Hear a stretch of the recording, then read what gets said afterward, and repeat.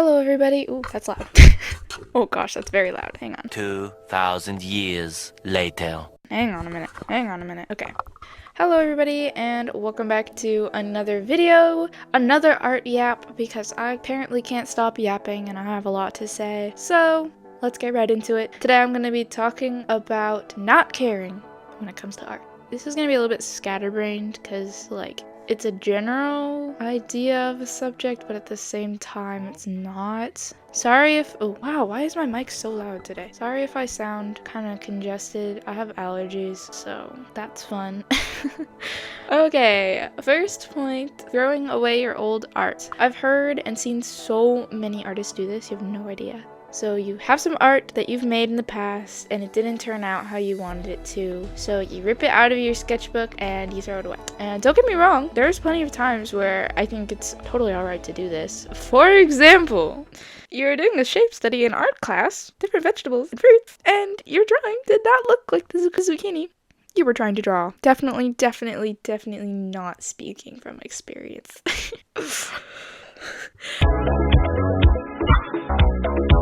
And I think it's totally alright to occasionally throw things out if you need to have more space or cover things up if you need more space in your sketchbook. Or if you have a page you really like and there's one drawing just messing up the flow, I think it's totally chill to just cover it up or rip it out or replace it or whatever.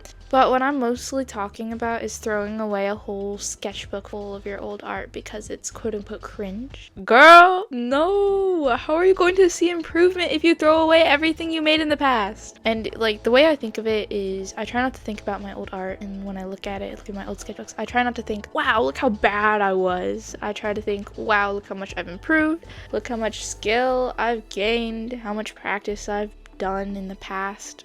Look how good I was for my age when I drew this, or for how long I had been drawing.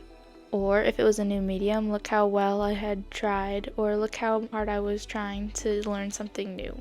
You will always improve while you practice, and no matter what you do. Even if it's singing, drawing, dancing, studying, reading, anything you do, if you do it more, then you'll improve. And every drawing you see has a flaw in it means you know how to improve that drawing, or you know what you want to change, which is amazing. If you can't see the problem, then how are you going to grow? And if you can see the problem, it means you already have and you already are. Number 2, hate comments and how to not care.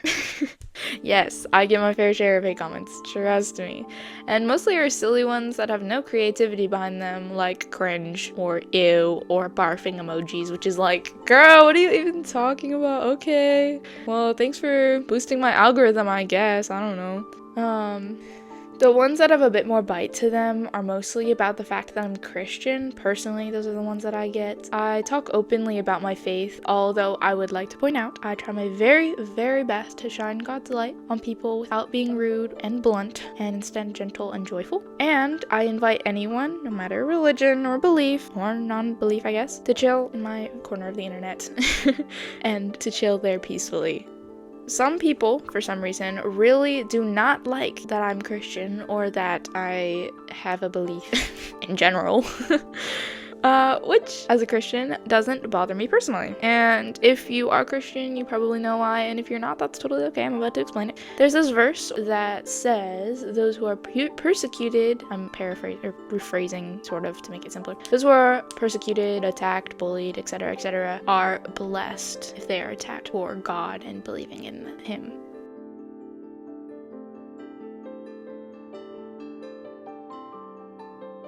I think an awesome way to take hate comments is to think about how horribly miserable the person leaving the comment is, how bad they feel about themselves, and how icky they must act in person. Think about how much pain they're in to feel the need to be rude and hateful towards someone they literally don't even know. And if you pray for their healing, and if you don't, think about the person and wish them a very much better life. And maybe they open their eyes and see that they're not being very fun.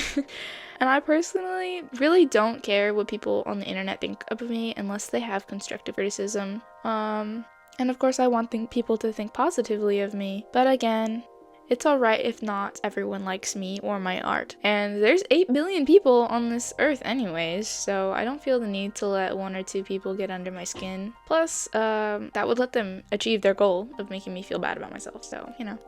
Number 3, starting your own channel for art. I've had a handful of people come to me in person and online debating if they wanted to start an art channel or a channel in general. My answer is literally always, yes, please do. Yes, I'll support you. I'll subscribe. I'll make all my friends subscribe to you. Do it. I believe in you. I will support all of you as long as you're making content that is not crazy or crazy inappropriate, or creepy, or like evil or something. So if you have a small channel, drop a comment and I'll subscribe, and my subscribers will check you out too.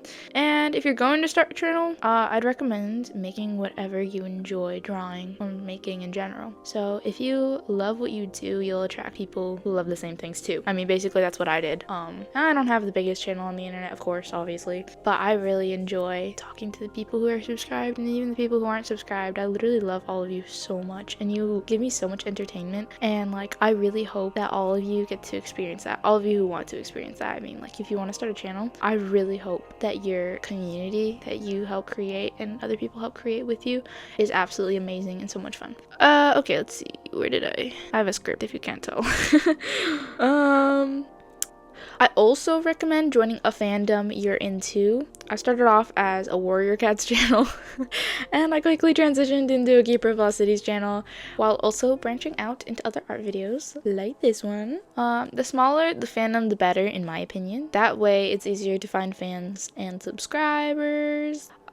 Feel free to scroll through my old videos, my really old ones, and see where I started off. It's pretty encouraging if you scroll down to the bottom of popular YouTubers. Not saying I'm popular, I'm talking more about Mariah Elizabeth and Ryan Trahan. Go all the way down to the bottom of their channel and look at their oldest videos, and you'll see how much they've improved. And it's really encouraging to see, And also, don't put too much pressure on yourself. Do it for fun. Make your channel for fun. Make it because you want to. And if it turns into something big, awesome sauce. And if you wind up with a little tight-knit community, awesome sauce. It's a win-win. But anyways, to sum it up, yes, yes, yes. Please start a channel. You will not regret it.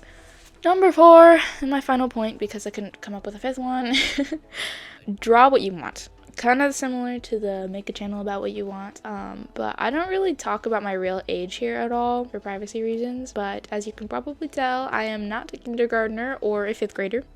But a lot of my interests, according to most of society, are definitely for younger audiences, like Keeper of Lost Cities or Sonic. I really like pastel colors and flowers, and I'm pretty silly. I like the cliche storylines. Don't get me wrong, I also like Hunger Games and dystopians and Marvel, Star Wars, thrillers, all those things too, but a lot of what I enjoy is not necessarily meant for my age group.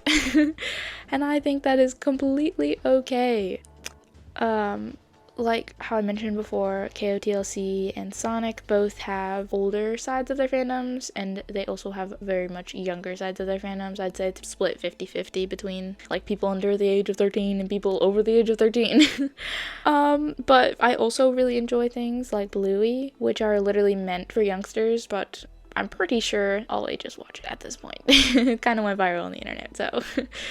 And in my mind, if you enjoy watching a show or a movie or reading a book series, go ahead and watch it. Go ahead and read it. Who cares?